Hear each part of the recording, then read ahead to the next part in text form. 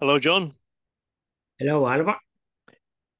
The other day I was at India Day. It was on Farm Lee in Dublin, and what I seen was there was people queuing, and they were queuing for up to a half hour, maybe 40 minutes to get a coffee or to get maybe a coffee or a tea and a sandwich or something to eat anyway. And it made me think, we're in a country with high inflation. There's all these people queuing for food, and they're prepared to queue for 30 to 40 minutes, okay, behind a whole load of other people. And it made me think picnics. We have lost the ability or the inclination to pack a lunch in a basket and off we go.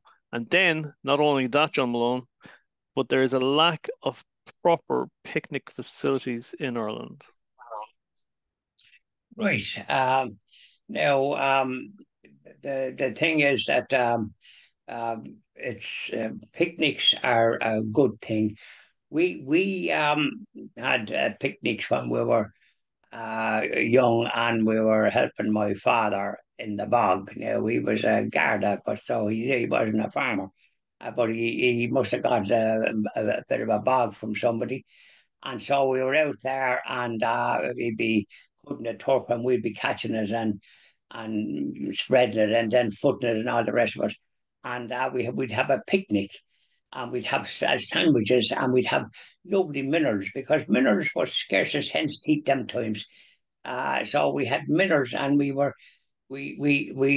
didn't have seats. I think we were sitting on whatever was available by way of in the bog to sit. And so we took into the sandwiches and the minerals, and the sound of the silence was lovely. And the peace and tranquility in the bog, 3.5 miles from Boyle, County Roscommon, Monash and Abulia, as it's known in Irish, which has a nicer title to it, doesn't it? It's the Boyle River, but it's Monash and Abulia. The monastery on the Boyle, there was a Cistercian monastery there. So we're talking about picnics. So myself and my wife, Lord Commissioner Julie, we used to have picnics. We used to go off, and we had a little table, a photo up table, and I could put it in the car, and a couple of chairs, and we'd pint them out, and we'd have a flask. You see, you'd have a flask, and you'd have hot water, and you'd have milk in a bottle, and we had a kind of a container sort of a thing that could keep things cool that we bought. I still have it. And I often used it when I was working, doing my own business, when I retired in the pet food area.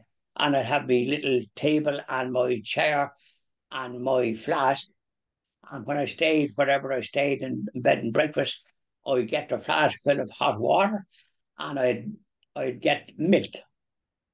Sometimes I'd help myself without inquiring. I put it into my little bottle, having cleaned it. And so then I'd have a picnic in the middle of nowhere. Very pleasant. So families used to have picnics because they had common sense, and often go to the seaside and bring their flask, and they do have a flask and maybe a minerals for if they had kids that because they like minerals. It's a special treat, and off they go and planked themselves down and took into their food or sandwiches, and they might have a couple of buns just to finish it off nicely, give a nice pleasant finish to the what they've had, and so they'd have that after perhaps they had a swim if it was in the summer. Now the weather can be inclement here. In other words, weather-wise, it's regarded that this country suffers from a deluge of rain 2/3 of the year. So you can take it as some months in the winter when it's not so ideal for a picnic. But the fact is, in the summer, you can have picnics as long as it's not spilling rain.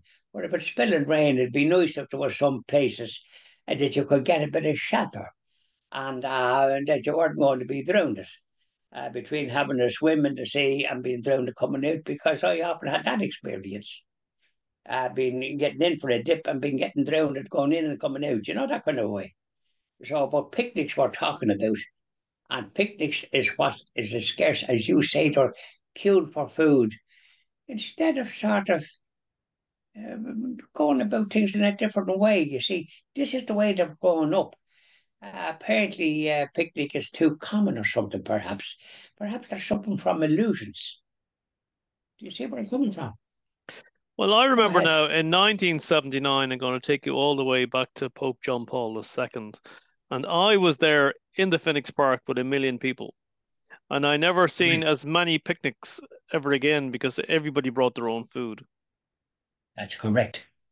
I was there and as well, and we brought our food, and I've had a flask. We'd always have a flask with hot water, and Yeah. we'd have a couple of items, not mugs, ordinary ones that we could use, and we'd have our tea, and we'd have our sandwich when we were sitting down. And by the way, it was a great organisation in Phoenix Park that time with the million, because wherever you were from, you were in that general area. If you were from Castleknock, there was a place for people in Castleknock, or if you were in Dublin, say I think your family used to live in the North Circular Road in a nice a nice desirable residence, and so you could be from that area. And but where I lived at that time, I was in the area where all the people were there, and I think I came on a train. Special trains was laid on that you wouldn't see in a month of wet Sundays again. So they had train tracks, and because it stopped at Phoenix Park Station or somewhere, and off we hiked, carrying our equipment and our chairs. Oh no, there was chairs supplied. We didn't have to bring our chairs. It was very well organised. Do you recall that episode? Visiting pic. I don't recall people getting chairs. I don't think that was I don't think I can't remember that. I Oh, well, I remember do. Because, I remember yeah, that there was people selling these things where you could look over. There was these cardboard things. There was two mirrors on them, and you look into the bottom of them, and they were about 2 foot high, and it meant you could look if they were kind of silly, right? It's like something from Father Ted. You'd look into the bottom of the box, okay, and it was like a telescope on a submarine. You could see over the person's head. You could see the Pope, and they were quite and he expensive. did a tour. He did a tour around as well. So, and when he was coming over, it was the Aer Lingus St. Patrick, and it went kind of slow over Phoenix Park. It was It a did marvelous indeed. experience. And We were there quite a bit. on that day, John Malone, I shook hands with the Pope. So the Pope got out of How his. did you manage it? I'll tell you how I managed it because the Pope got out of his Pope mobile for part of it. Okay. And I would have Yes. been very, very small. But what I'd done was there was a rush to the front, and I rushed through people's legs, between their legs. I was there, make it out, make it out. Okay. And then I got to the front, and he seen my little hand stretched out, and he shook my hand before he shook the adult. My goodness, that was a great, great experience because as far as I'm concerned, he was a great pope because he experienced the persecution of the Germans with their Nazi business and inflicting terrible harm in that country, and then the communists after that. So he became a priest, but he had to go undercover and all the rest of it. So he knew what these totalitarian outfits were like, and he survived and became a bishop. He was a marvelous. He didn't grow up with a silver spoon or anything like it. He was a man of the people. And when he went to Poland, 4 million people, they eventually got rid of the communist, evil old crowd of old yokes that shouldn't be. John Malone, please. Anyway, he inspired them, and they rose up, and all those countries got their freedom thanks to Pope John Paul II. They tried to have him assassinated, Yes, we're going to go and back they to nearly succeeded. picnics. I We're will going to go back to go. We'll go picnics. back to You see, I picnics. can Okay. go on. The thing about it Yeah, is, I was in Wicklow recently, anyway. Okay, and it was a beautiful day. Within a half hour, things changed, and there was buckets of rain coming down on top of me. Now, the only thing, the one thing that all the picnic areas have in common all over the country is all you're given is a wooden bench, and if it rains, you're a gunner. Okay, so what I'm can you get suggesting under is the bench? that Can you get under the there is nothing wrong with having a picnic in the rain as long as you have shelter. correct and right. The fact of the matter is, in a wet country like this, which is why it's so green and pleasant, with all the water, and sometimes feels that you get more water than that because outside here, with all the rain there, there's a little leak after a farming there. And the cattle sometimes have to drink out of it. And I shouldn't wonder if I see ducks in it one of the days.